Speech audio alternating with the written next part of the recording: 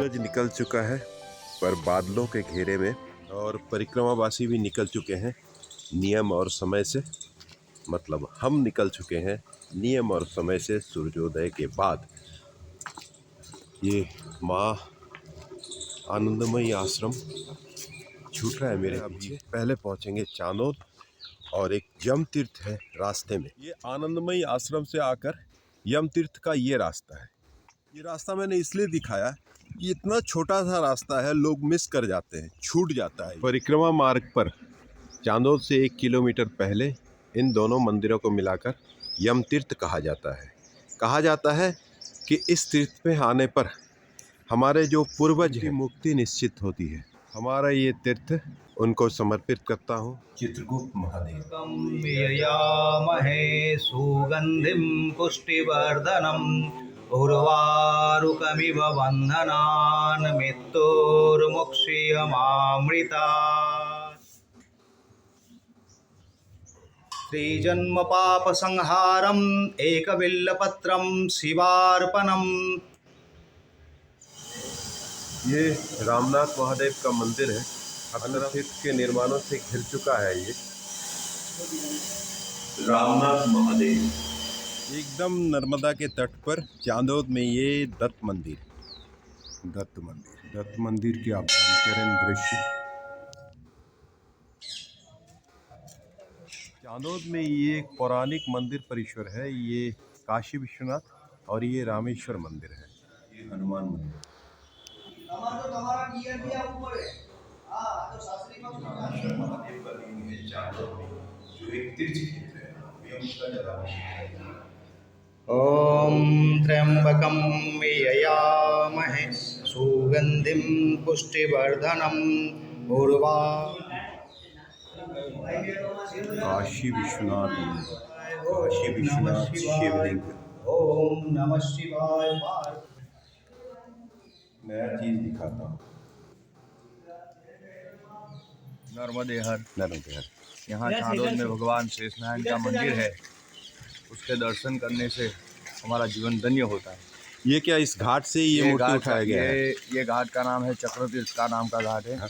जब भगवान ने तालमेद नाम का जो राक्षस था उसका वध किया था, और वध करने के बाद भगवान ने यहाँ पे अपना चक्र धोया था। उस चक्र को धोने के बाद भगवान यहाँ पे स्वयं विराजमान हुए। वो विराजमान होने के बाद भगवान यहाँ पे शेषनारायण तरीके प्रख्यात थे। मंदिर परिसर के पास ही ये चक्रतीर्थ घाट है, नर्मदा माता मंदिर और मैलेश्वर महादेव का मंदिर है। ये शेष नारायण मंदिर का द्वार है मुख्य। यहाँ जो लिंग या मूर्तियाँ हैं वो पौराणिक काल के ही हैं, पर ये निर्माण पौराणिक काल के हैं कि नहीं इसका मैं पक्का कुछ नहीं कह सकता। मंदिर का ये प्रवेश द्वार है, देखिए कितना पुराना मकान है।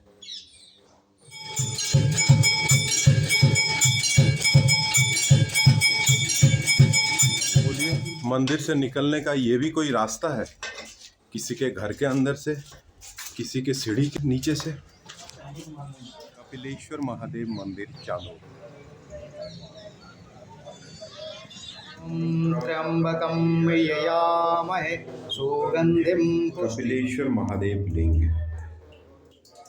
चांदोद में एक और महादेव हाटकेश्वर महादेव मंदिर। ओम नमः शिवाय। तो आज चांदोद में हमने दर्शन किया रामनाथ महादेव, दत्त मंदिर, रामेश्वर महादेव, काशी विश्वनाथ महादेव, चक्रतीर्थ घाट, नर्मदा माता मंदिर, मैलेश्वर महादेव, शेष नारायण महादेव, कपिलेश्वर महादेव और हाटकेश्वर महादेव। यहाँ कुबेर भंडारी का रास्ता हाईवे होकर दिखा रहा है, पर हम चल रहे हैं गांव के रास्ते। ये गूगल में भी नहीं है, पर गांव वालों ने कहा इधर से भी एक पुलिया मिल जाता है। लोग बोर्ड देखते हैं और सीधे सीधे हाईवे से होकर निकल जाते हैं, पर गांव से होकर निकलने और तट से होकर चलने का मज़ा ही अलग है। ये माइग्रेटरी बर्ड्स और नदी किनारे किनारे हमारा रास्ता। ऊपर एक महादेव मंदिर है, रास्ते में एक छोटा सा मंदिर, महादेव विराज कर रहे हैं। ये था नीलकंठ महादेव। ये है ओरसांग नदी जो वहाँ नर्मदा में मिलती है और बनता है संगम। यहाँ गुजरात के लोग क्रियाकर्म आदि संपन्न करते हैं। कुबेर भंडारी का मंदिर, घाट तक का रास्ता। कल की बात को आगे बढ़ाऊं तो यही वो काली मंदिर है जहां माता ने खुद ऋषि अरविंदो को दर्शन दिया था।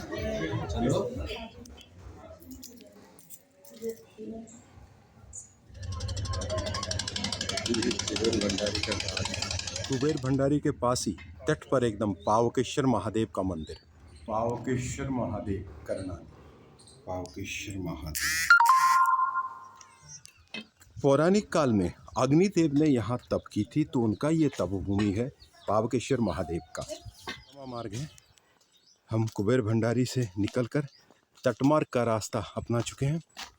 ये तटमार्ग जरूर है पर झाड़ियों से होकर पगडंडी, तो कन्फ्यूज़न थोड़ा बहुत होता है जरूर है, पर इस रास्ते चलने का आनंद अलग है।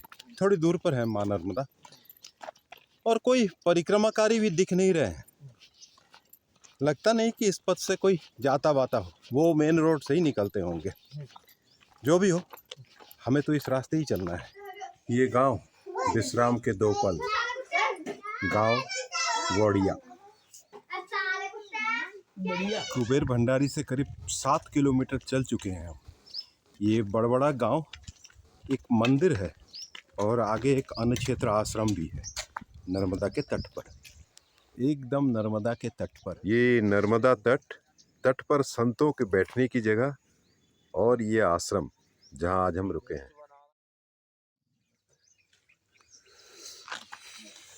सुबह होते ही आश्रम में चहल पहल शुरू हो जाती है। लोग तैयार होके निकलना शुरू करते हैं।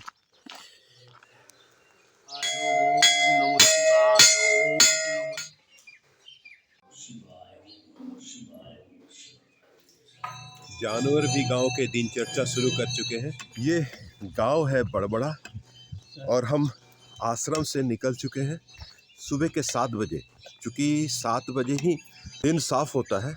आज दिसंबर का 6 तारीख है 2024। बड़बड़ा गांव के आश्रम से हम निकले हैं। कल आपको दिखाया था हमने कि कितना अच्छा और कितने अच्छे जगह पर वो आश्रम था। हम रुकने के लिए नहीं गए थे, पर जगह देखकर इतना पसंद आया कि हम रुक गए वहाँ। गांव तिलकबाड़े से करीब 9 किलोमीटर की दूरी पर है। तो पहले हम तिलकबाड़ा जा रहे हैं सीधा सीधा। तिलकबाड़े में कुछ दर्शनीय मंदिर हैं, उनको देखेंगे, फिर आगे बढ़ेंगे। तो आप मेरे साथ जरूर रहिएगा, क्योंकि तिलकबाड़ा में कुछ ऐतिहासिक पौराणिक मंदिरें भी हैं। मौर्य हनुमान मंदिर में सुबह का ब्रेकफास्ट हो रहा था और चाय। नर्मदा परिक्रमा में हम सन्यासियों का एक दिन चर्चा होता है। हाँ। सुबह सुबह उठना है, हाँ। स्नान ध्यान करके फिर अपने मार्ग पर। और ये बाबा देखिए नंगे पांव चल रहे हैं, परिक्रमा कर रहे हैं। कहाँ से हैं बाबा? हम गढ़ाकोटा से, एमपी सागर से है। एमपी सागर जिले से हैं। हाँ। ये नदी हमने पार किया, अश्विन नदी है, और ये गांव चुड़ेश्वर है।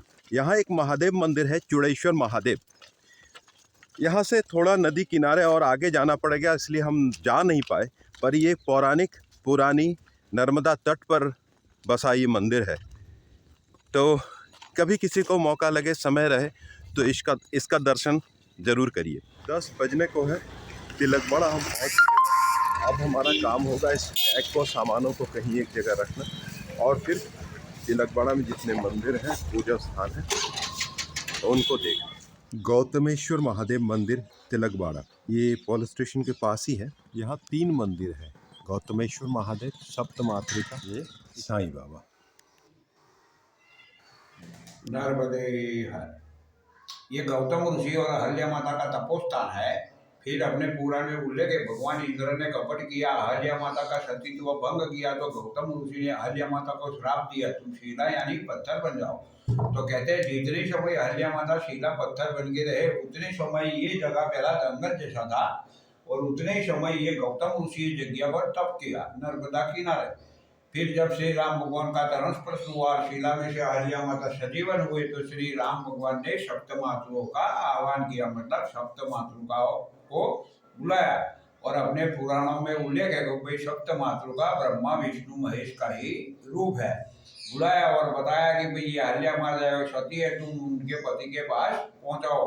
तो कहते हैं सप्त मातृका अहल्या माता को लेके गौतम ऋषि को ढूंढते ढूंढते ये जगह पर आया और बताया कि भाई ये अहल्या माता है, सती है, तो तुम उनके पति के पास उनको पहुंचाओ। तो कहते हैं ये सप्त मातृका अहल्या माता को लेके गौतम ऋषि को ढूंढते ढूंढते ये जगह पर आया और बताया कि भाई ये अहल्या माता है, सती है, तुम इनका स्वीकार करो। तो गौतम ऋषि कहते हैं भगवान मेरे तपोबल से मैं आपको पहचान गया हूँ, आप सप्त मातृका के रूप में है और मैं पहले की तरह पवित्रता से अहल्या माता का मेरी पत्नी की तरह स्वीकार करता हूँ। परंतु अपने पुराणों में जो सप्त मातृका का दिव्य दिव्य रूप यानी अस्त्र शस्त्रवान के साथ, तो वो रूप का आज तक कोई ऋषि या मनुष्य दर्शन नहीं किया, तो वो रूप का हमें दर्शन कराओ और सदा के लिए विराजमान रहो। तो कहते हैं 1500 साल पुरानी स्वयं वो नर्मदा जी में से मिली हुई अस्त्र शस्त्रवान के साथ ऐसा दर्शन पूरे भारतवर्ष में कहाँ नहीं है, जिसका अपने स्कंद पुराण, पद्म पुराण, नर्मदा पुराण, वायु पुराण में उल्लेख है। दूसरा के सप्त मातृका क्या, तो सप्त मातृका मतलब अपने पूरे भारत देश में या विदेश में जो भी हिंदू धर्म का पालन करते हैं, चाहे कोई भी जाति का हो, लेकिन अपने घर शुभ प्रसंग होता है, अशुभ प्रसंग होता है, तुम पंडित को बुलाते हो तो पंडित जो स्थापन करता है वो स्थापन में भी सप्त मातृका का स्थापन होता है। लेकिन वो सप्त मातृका का साक्षात दर्शन सिर्फ यही जगह है।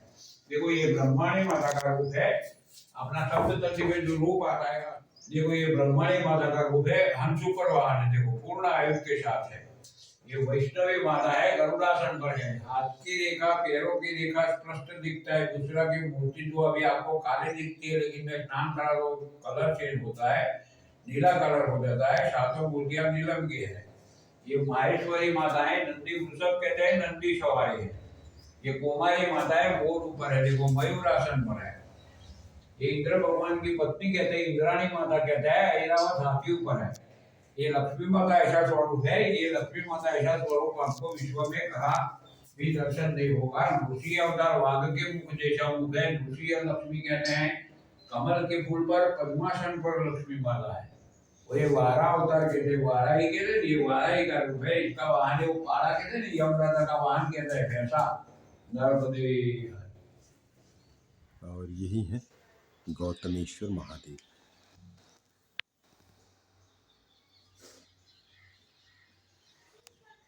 ये मंदिर परिसर है।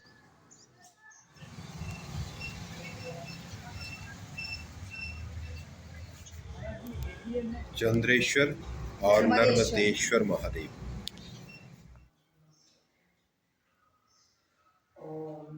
श्री रामेश्वर महादेव मंदिर और ये मारुति मंदिर।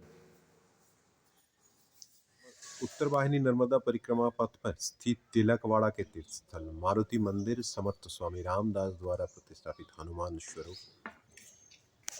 इस मारुति मूर्ति की स्थापना समर्थ श्री रामदास स्वामी छत्रपति शिवाजी महाराज के गुरु एवं उन्होंने भारत भर में 11 मारुति स्थापित तिलकवाड़ा का तिलकेश्वर महादेव मंदिर।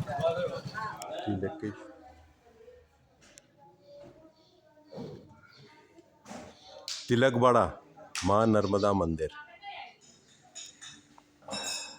नर्मदा माँ। तिलकवाड़ा में 4 तीर्थ स्थल है। पहला माता मंदिर, दूसरा मारुति धाम जहाँ वो एक हनुमान मंदिर है, तीसरा गौतमेश्वर महादेव, साथ में सप्तमाता मंदिर है और तिलकेश्वर महादेव का मंदिर, मणिनागेश्वर मंदिर तिलकवाड़ा। त्र्यंबकं ययामहे सुगंधिं। इस मंदिर में एक अन्य क्षेत्र भी है।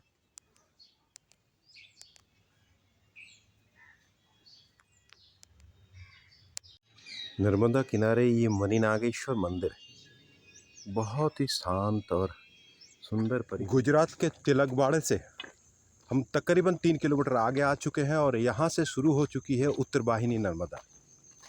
और ठीक मुँह पर ही मतलब पास ही एक आश्रम है वासुदेव अन्न क्षेत्र। हम आज यहीं रुकेंगे और कल सुबह से शुरू करेंगे अपना उत्तर वाहिनी नर्मदा के साथ अपना परिक्रमा। तो आप भी साथ रहिएगा और साथ रहने के लिए वो बातें फिर से याद दिला दूं, सब्सक्रिप्शन और बेल आइकन, इनको आप ज़रूर कर लें।